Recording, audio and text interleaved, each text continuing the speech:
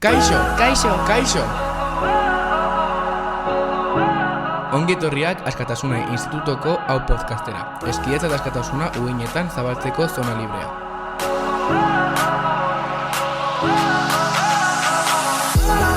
Podcast honetan hainbat gai buruz hitz egingo dugu. Espero dugu asko gustatzea. Hasteko prest?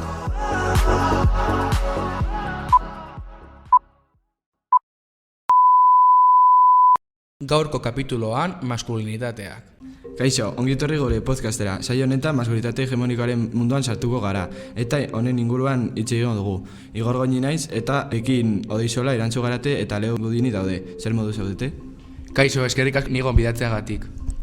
Kaixo guztioi, irrikitan nago hemen egoteagatik eta nire iritzia eman alizateagatik. Apa, zer moduz? Ezer baino lehen azalduko dugu zertan datzan maskulinitate hegemonikoa. Maskulinitate hegemonikoa edo toksikoa gizartean edo gizartearen sektore batean negatibo, arriskutsu, kaltegarri edo hartzen diren portaerak, eredu eta jokabidea konkretuen multzoa da. Desberdinkeria, nagusikeria eta indarkeria sustatzen dutenak, bereziki emakumeen aurka eta patriarkatuaren ereduak erreproduzitos. Zuentza zer da maskulinitatea edo zertan oinarritzen da? Bueno, nire ustez, maskulinitatea gizontasun rol batean oinarritzen da, zeinean gizonek botere handia duten beste pertsonen gainetik, esate baterako emakumeak, LGTB kolektiboko pertsonak, eta bar. Odei, ados zaude esan duenarekin? Irantzuk bezala pentsatzen dut. Gizonek pentsatzen dute besteak baino botere handiago dutela edo begoak direla, eta benetan egoera hau ez litzateke horrela izan beharko. Nik esango nuke maskulinitatea gaurko arazo handi bat dela, eta ez da asko hitz egiten honi buruz, eta gehiago hitz egin beharko genukela honi buruz.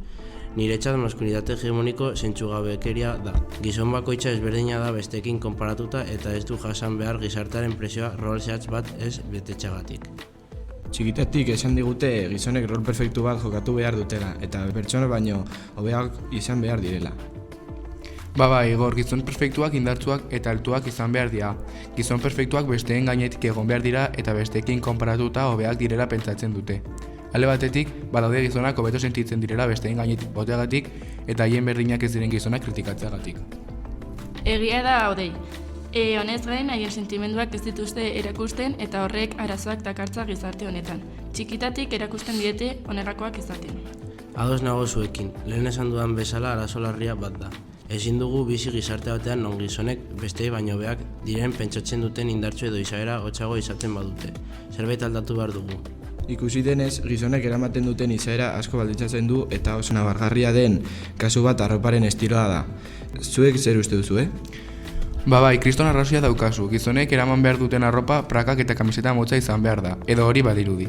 Adibidez, Bilboko mutil bat oso kritikatua izan zen institutoan gona batekin joateagatik. Eta berak esaten zuen gonarekin joan nahi zuela eta oso kritikatua izan zen eskolatik ateratzeko unea iritsi zen eta psikologa eraman zuten. Seguruenik kasu hau entzuna zenuten, ezta? Bai, entzuna nuen, Kriston astakeria iruditzen zait, mutiko gizajoa. Horrelako gauzak ekiden marko genituzke beti berdin jokatzen dugulako. Gizon batek ez badu eramaten arropa esleitua.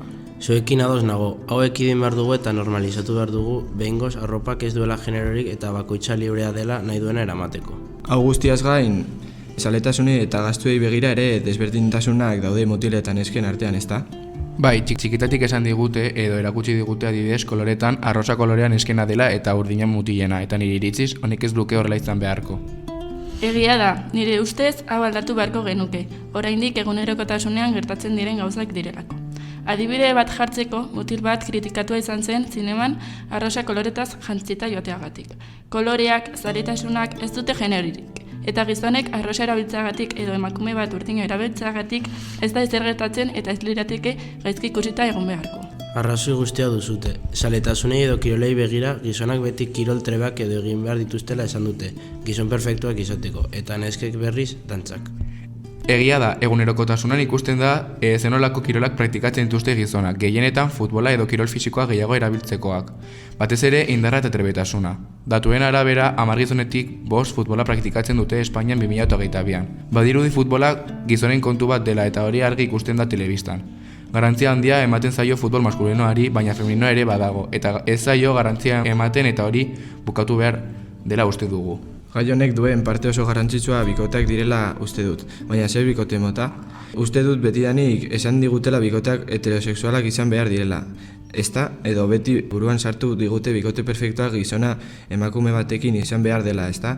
Zuek zer uste duzue honen inguruan, bikotekideak soilik sexualak izan behar dira?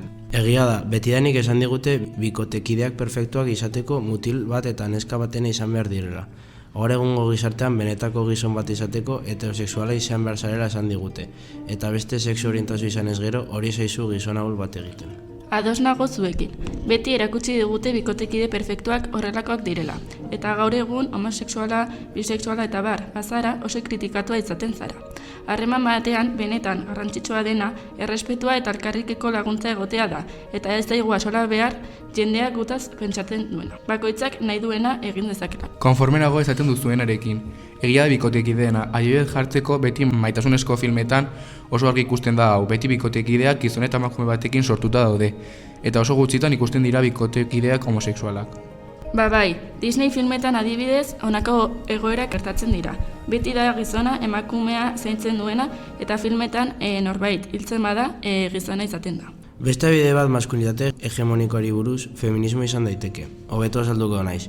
Gaur egun feminismoaren borroka oso handia da, berdintasuna lortzeko aurrerapen handia da, baina gizonetan zentratuko naiz. Gizonen artean ez dago normalki ondo ikusita feminismoari sostengatzea, eta adibidez gizon lagun talde batean lagun bat feminismoarekin harremantzen denean erasutua da. Bai, egia da. Gaur egungo gizon lagun taldeetan hau gertatzen da. Gizon batek feminismoa sostentzen badu gaizki ikusita dago eta lagun taldeetan zehazki lagunek pertsona horretaz fare egiten dute edo hobe esanda arraroa izango balitz bezala hartzen dute. Maskulitatean ongi ikusita dago bakoitzak bere sentimenduak erakustea, edo nola bai beldurra daukate beren sentimenduak erakusteko besten aurrean. Maskulinitatearen adiberik onena da, eta noski ez dagoela ongi ikusita gizon batek bere sentimenduak erakusten edo espresatzea. Adibidez, negar egiterakoan, zenbat aldiz esan digute txikitatik gizonak ez dutela negar egiten? Odei, zuk noizbait egin duzu negar, eta zergaitik?